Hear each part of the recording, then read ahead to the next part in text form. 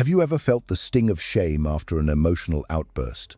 A moment where the wild tempest within you broke free, leaving you to survey the wreckage of your own making.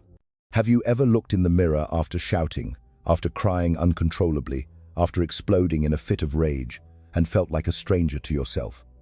A profound sense of failure washes over you, a silent confession that in that critical moment, you were not the master of your own soul. You were commanded by a force you could not contain, and in that surrender, a piece of your self-respect was lost. This experience is a universal scar on the human heart, a painful reminder of our own fragility.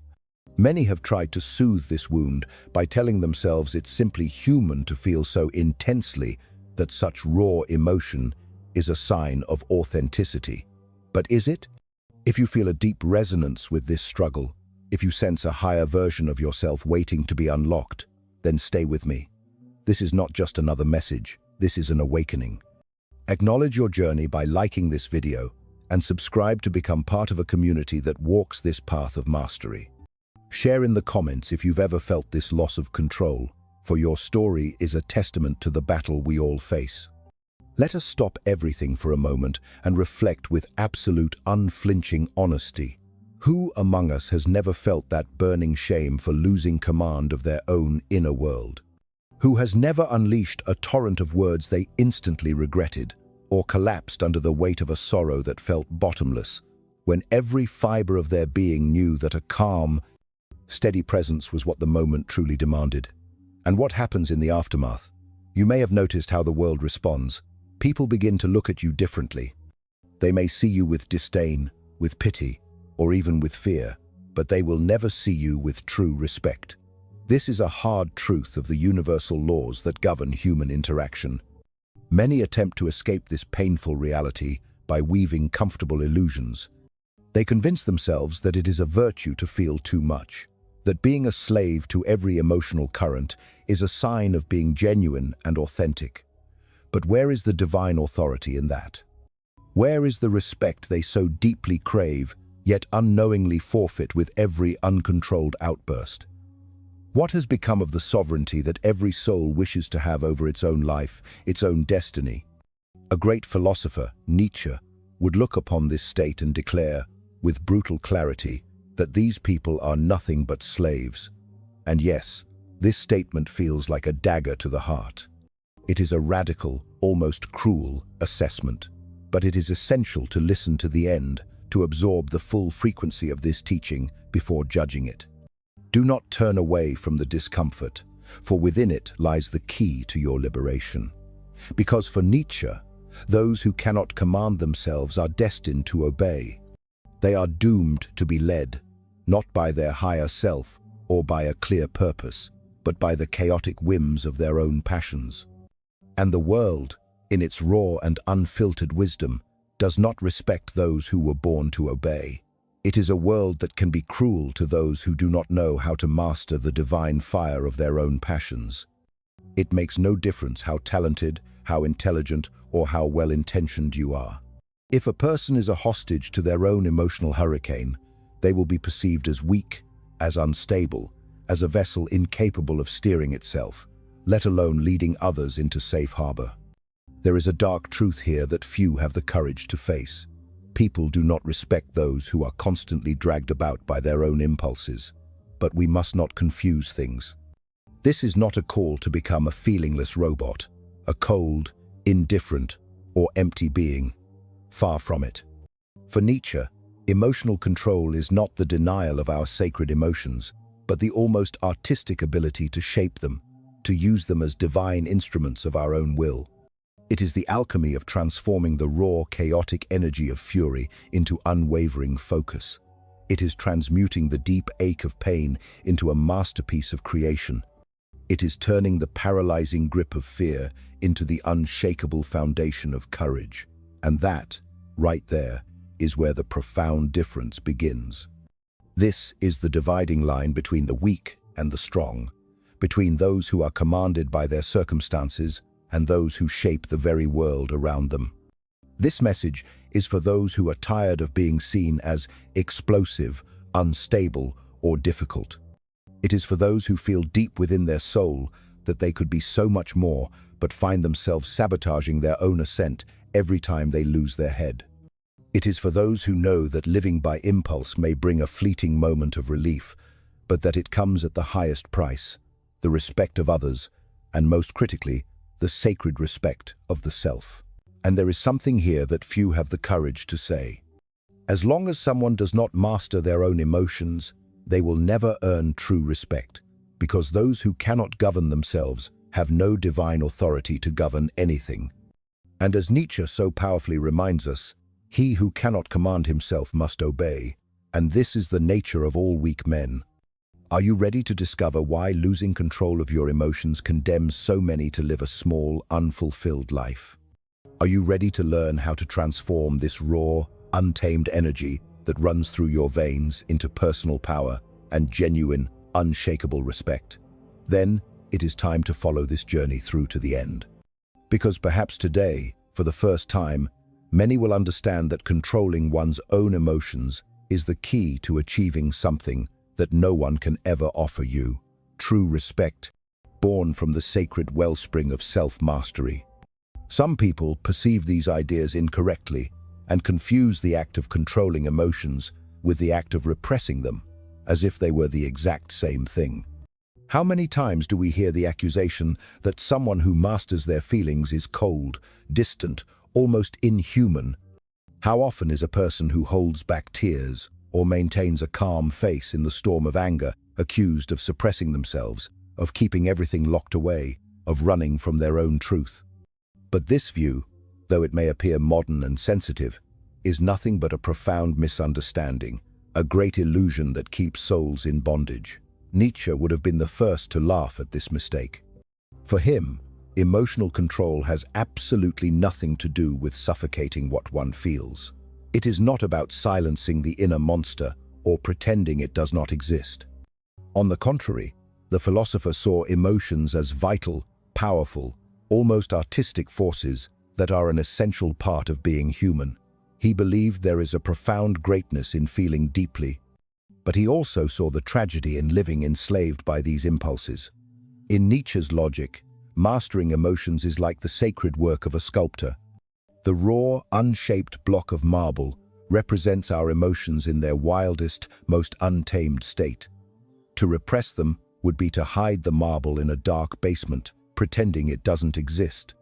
But to master them is to take up the chisel and hammer, to sculpt, to choose the shapes, to give the contours, to transform that raw material into something beautiful, strong, and respectable.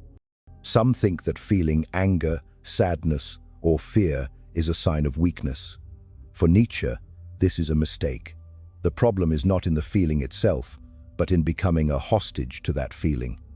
The man who cannot contain himself when provoked, who fills with hatred and explodes, may believe he is being true or authentic. But in reality, he is merely demonstrating that he has no control over himself and is therefore not worthy of respect. Why? Because anyone who can provoke him can manipulate him. Nietzsche saw emotions as the raw material for something greater. Anger can become focus, fear, prudence, sadness, deep compassion, joy, creative energy. But all of this requires discipline, awareness, and above all, a will to power. One must want to shape their own chaos rather than be shaped by it. And this is the greatest difference between repressing and mastering. Repressing is burying what one feels until it explodes in an even more destructive way.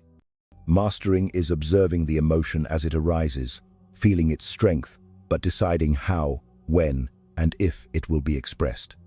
It is choosing to transform the flame into light and not letting it destroy everything around you. And if all of this sounds good, yet somehow distant, it is because there is still something fundamental to understand.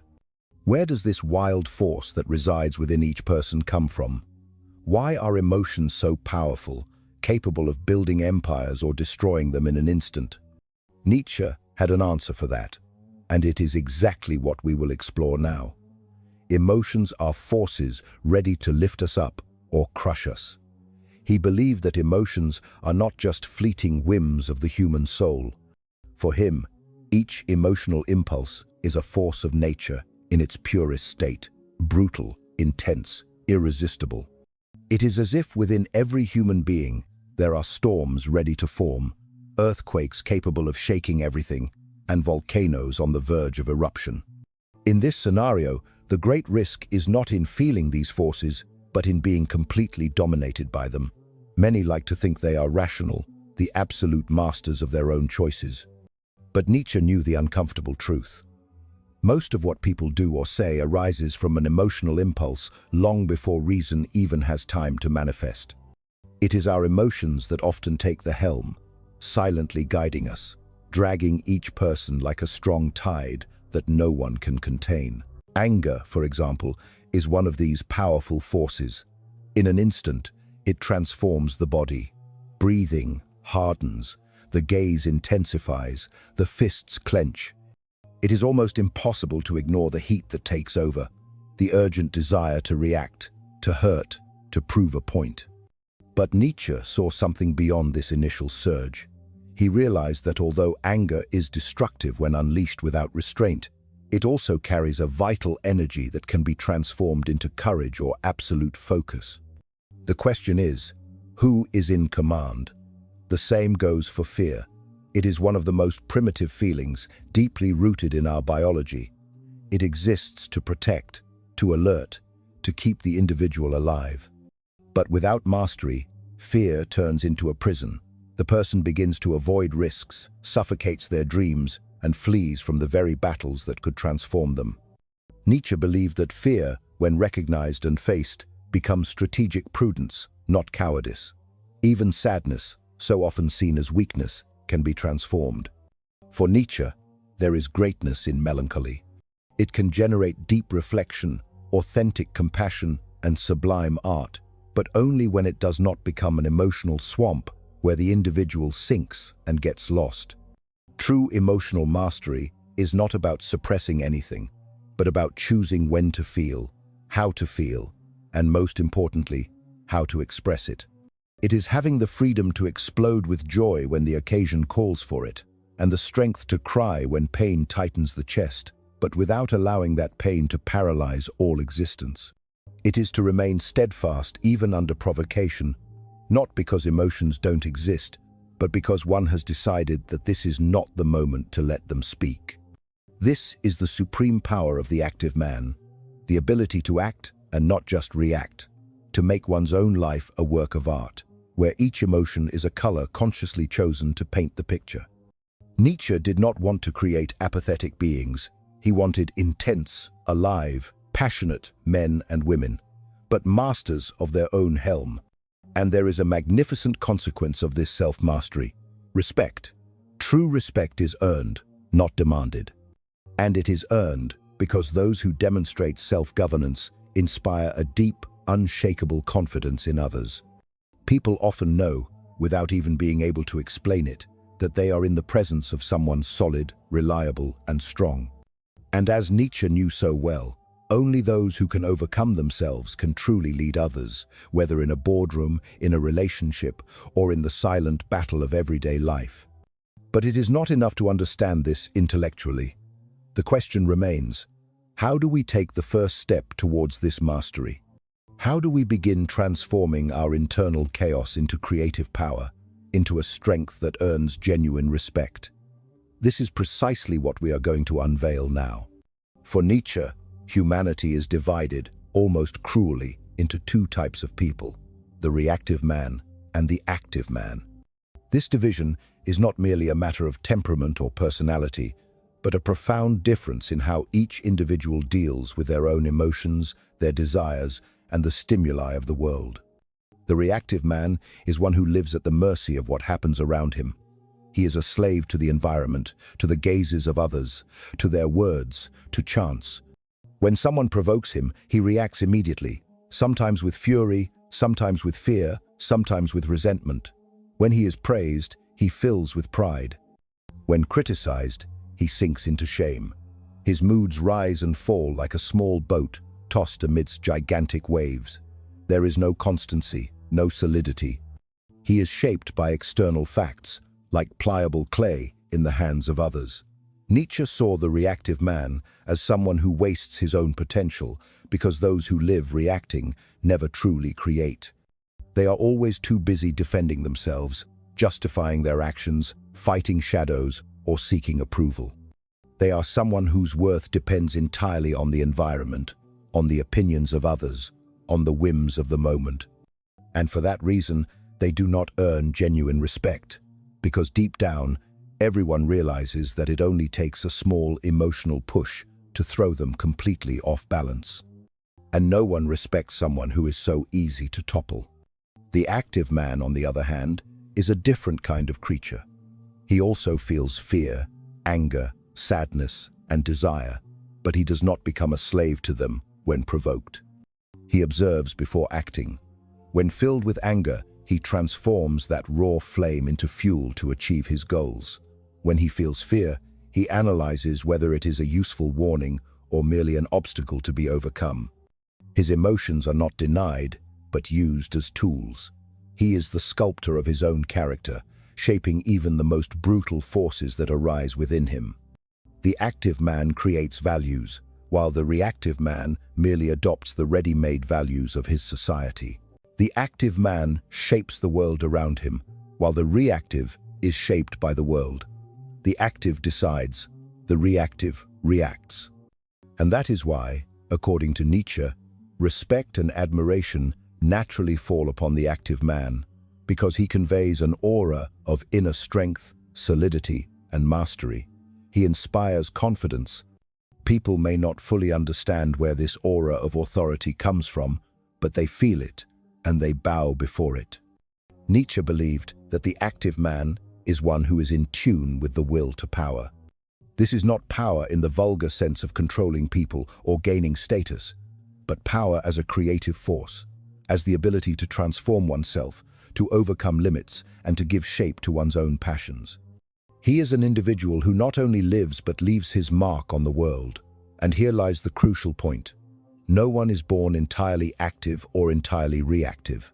This is an internal battle. It takes training, awareness, and emotional discipline to become someone who uses their emotions instead of being used by them. But the effort is worth it, because those who reach this level of self-mastery come to be seen as worthy of respect and as someone capable of leading not only their own life, but also influencing and leading others. But there is something even deeper behind this distinction between acting and reacting. Because for Nietzsche, the inability to control one's own emotions reveals something much greater, an absence of the will to power. And it is precisely this connection that we will explore in the next part. For Nietzsche, behind all human strength or all weakness lies a fundamental principle, the will to power. And we are not talking here about power in the vulgar sense, as someone who seeks to dominate people, accumulate titles, or acquire wealth merely for status. The will to power in Nietzschean philosophy is something much deeper, almost biological. It is the vital force that drives all human beings to grow, to surpass themselves, to expand their limits, and to assert their individuality in the world. Nietzsche saw this will as the very essence of life. Everything that lives, according to him, wants to grow, wants to dominate its environment, wants to impose its form on the chaos that surrounds it. Plants grow towards the sunday. Animals fight for territory. Humans create culture, art, and philosophy. All of this is the will to power in action, an incessant energy that refuses to remain small or limited. And here lies the crucial point. Those who do not control their own emotions reveal, for Nietzsche, a failure in this will to power, because losing control is the opposite of exercising power over oneself. It is yielding to the brute force of instincts, like an animal that reacts without thinking. When someone explodes with anger, when they let themselves be consumed by fear, or when they get lost in endless sadness, they are showing the world, even without realizing it, that they cannot command even their own inner territory. And for Nietzsche, those who do not govern themselves have no right to govern anything else. This is precisely why genuine respect is never granted to those who live dominated by their own passions, because respect ultimately arises from the perception of strength. And strength here is not physical brutality or violence. It is inner strength, it is discipline, it is self-control. It is the ability to remain steadfast when everything around tries to pull you away from your center. The man or woman who demonstrates self-mastery inspires confidence because they prove they can withstand pressure, that they do not yield to the first provocation, that they will not be easily manipulated by fleeting emotions. Nietzsche saw emotional outbursts as signs of weakness, not because he was opposed to passion, but because he believed that these outbursts reveal that the person is being lived by their emotions rather than living their emotions consciously. The individual who screams, who despairs, who implodes or explodes without being able to choose their own reaction is, in fact, declaring to the world, "I have no control over myself." And this silent confession is the ruin of genuine respect. Furthermore, there is another, even deeper aspect. Those who do not control their own emotions become predictable, and the predictable is easily manipulated. Nietzsche knew that society is often governed by those who know how to push the right buttons in others' emotions, whether through fear, wounded pride, or the promise of pleasure. The man who does not master his inner self is always vulnerable to the wills of others. He is a toy in the hands of whoever knows how to provoke him. And there is something almost tragic about this, because many of these people desperately desire respect. They want to be seen as strong, reliable leaders. But every outburst of anger, every moment of paralyzing fear, every emotional loss of control is a crack that destroys that image in the eyes of others. They begin to appear childish, unstable, unworthy of trust.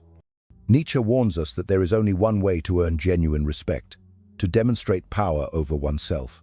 Those who prove they govern their own inner kingdom almost effortlessly gain the admiration of those around them. And there is nothing more magnetic than someone who maintains serenity, even when the world seems to be on fire. This is true power, the kind that cannot be bought, only earned through discipline and will. But this leads us to another crucial question. Does mastering emotions mean living without feelings, cold, insensitive, distant from life? Or is there a way to feel everything deeply and still remain in control? What Nietzsche teaches us about this, we will explore in the next part. If what you're hearing resonates with you, you'll find real value in my ebooks. Beyond the Shadow breaks down Jung's core ideas, while Dialogues with the Unconscious gives you a 30-day path to apply them in your life. Both are linked in the pinned comment. There is a false belief that spans generations, the idea that controlling emotions means feeling nothing, living in an almost mechanical coldness, distant and disconnected from the world. Many believe that to master their own emotions, one would need to amputate a part of their humanity, to don an impenetrable armor and suffocate any sign of vulnerability. Nietzsche, however, shatters this illusion with the force of a hammer. For him, true emotional control has nothing to do with killing feelings. It has to do with choosing them, with transforming them into tools of one's own will. In Nietzsche's view, feeling is inevitable. Emotions are part of what it means to be alive. They provide color, intensity, and purpose. Without emotions, life would be a monotonous succession of identical days, devoid of passion, art, or meaning. But there is a vast difference between living subjugated by emotions and using them as instruments to shape one's destiny. For Nietzsche, mastering emotions is about remaining sovereign within one's own inner castle. It is not about ignoring fear, anger, or sadness. It is about recognizing them, understanding them, analyzing them, and then deciding what to do with them. It is like standing before a wild animal. You either flee in panic or you learn to tame it, channeling its strength into something productive. Think of anger. Many see it only as destruction, but Nietzsche saw possibility. Anger can be a force that explodes, devastates everything, and leaves only ruins. Or it can be channeled into courage, into clarity to defend boundaries, into absolute focus to achieve something great. The question is, who is in command? This entire journey has shown us that mastering emotions does not mean erasing them, nor putting on a mask of coldness.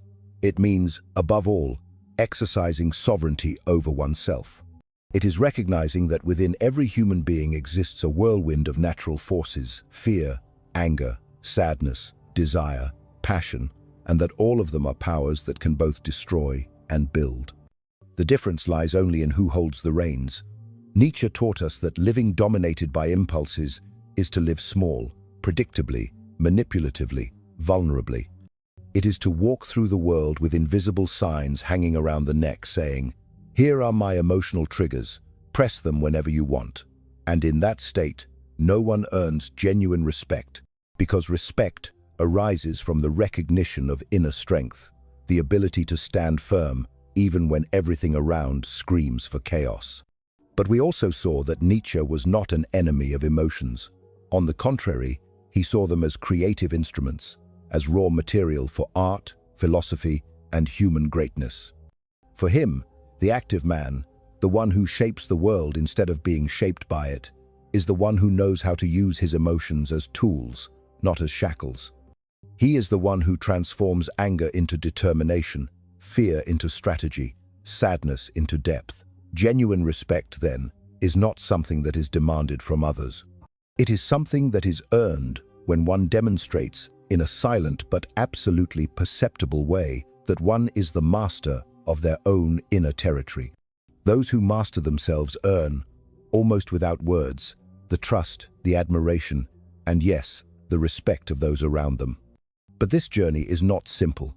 It requires courage, because it means abandoning the comfort of victimization, stopping blaming the world, circumstances, or external provocations.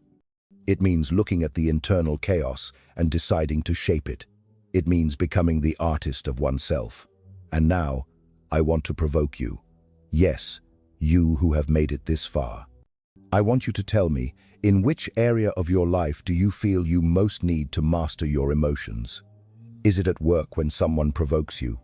Is it in relationships when insecurity speaks louder? Or is it with yourself, in the quiet moments when the internal shadows seem larger than anything? Write in the comments. Say where you feel you are losing control, because writing is the first step to becoming aware, and awareness is the beginning of any transformation. And if this video made you reflect, don't stop here. There is much more to be said, much more to be revealed. Watch the next video. It is also important, because the path to self-mastery and earning genuine respect does not end today. It is just beginning. And if there is one thing Nietzsche taught us, it is that the will to power begins within each of us and manifests in every choice we make, even in the choice to continue learning.